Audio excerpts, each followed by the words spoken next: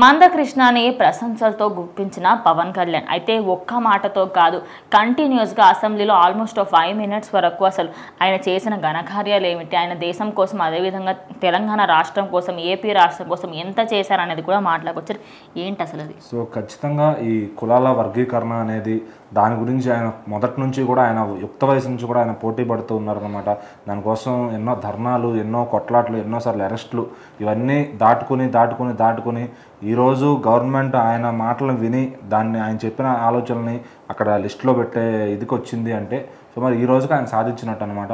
So ఇప్పుడు రెండు ప్రభుత్వాలు కూడా ఆయన అడిగిన దానికి ఆయన ఏవైతే వర్గీకరణ చేయమని చెప్పారో అందరినీ కూడా గుర్తుపెట్టుకోవాలి. ఇప్పుడు ఏంటంటే తక్కువ కులం వాళ్ళని తక్కువగా చూసి అట్లా చేయొద్దు. ఎందుకంటే ఎవరన్నా మీకు పని కావాలంటే వాడుకుంటారు, కానీ వాళ్ళని తీసుకెళ్ళి అట్లా చిన్న చూపు చూస్తారంటే అది కుదరదు.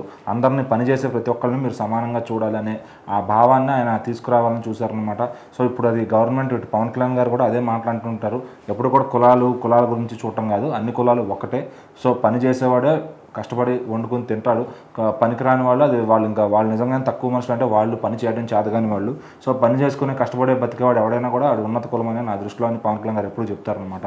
సో మరి ఆయన ఆలోచనలు కాస్త ఈయన ఆలోచనలు కూడా దగ్గరగా ఉంటాయి అనమాట. అందుకనే ఈయన స్టడీలో పెట్టుకొని ఈయన ఫస్ట్ నుంచి ఎట్లా చేశాడు, ఆ వర్గీకరణ అనేది మొదలైంది ఎవరి వల్ల అని చెప్పి ఆయన గుర్తింపు అనేది అసెంబ్లీలో ఆయన గురించి డిస్కస్ చేయడం అనేది నిజంగా అంటే ఈయనకు అవసరం కూడా లేదనమాట. ఆయన ఎక్కడో తెలంగాణలో ఉండే వ్యక్తి గురించి ఏపీ అసెంబ్లీలో మాట్లాడాల్సిన అవసరం కూడా ఈయనకు లేదు. కానీ ఏంటంటే ఎవరైతే దాని గురించి ఆ ఐడియాలజీని తీసుకొస్తున్నారో అది మనం ఇంప్లిమెంట్ చేద్దాం అని చెప్పి ఈయన అసెంబ్లీలో అది ప్రస్తావించడం నిజంగా అందరూ కూడా అంటే ఎవరైతే తక్కువ స్థాయి కులం వాళ్ళు ఉంటారో మరి వాళ్ళందరిలో ఆదరణ పెరగడానికి అదే కారణం.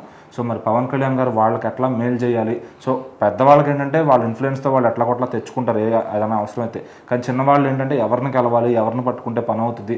సో గవర్నమెంట్ వాళ్ళ దగ్గరికి వెళ్ళి పనిచేసే విధానాన్ని పవన్ కళ్యాణ్ గారు అయితే తీసుకురావాలని చూస్తున్నారు అనమాట. సో అందరికీ కూడా ఈ మందకృష్ణ గారు చెప్పిన పాలసీలు ఏవైతే ఉన్నాయో అవన్నీ కూడా ఆయన ఏపీ ప్రభుత్వంలో కూడా ఆలోచించి వాటిని కొంచెం దానిపైన శ్రద్ధ పెట్టాలని చెప్పి ఆయన అయితే చెప్పడం జరిగిందనమాట.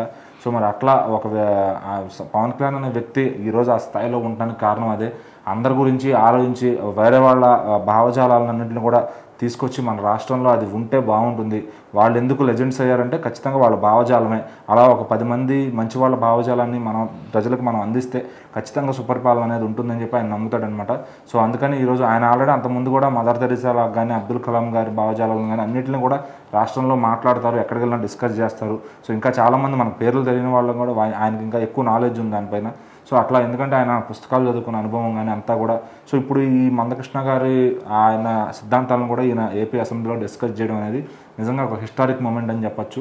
సో మరి అందుకనే పవన్ కళ్యాణ్ గారికి హ్యాట్స్ ఆఫ్ అని చెప్తారు అందరూ కూడా. సో మరి ఇంకా ముందు ఎవరెవరిని ఇట్లాంటి వాళ్ళని ఉద్దేశించి అసెంబ్లీలో మాట్లాడతారు, వాళ్ళ ఐడియాస్ని తీసుకుని స్టేట్లో ఇంప్లిమెంట్ చేస్తారు అనేది చూద్దాం.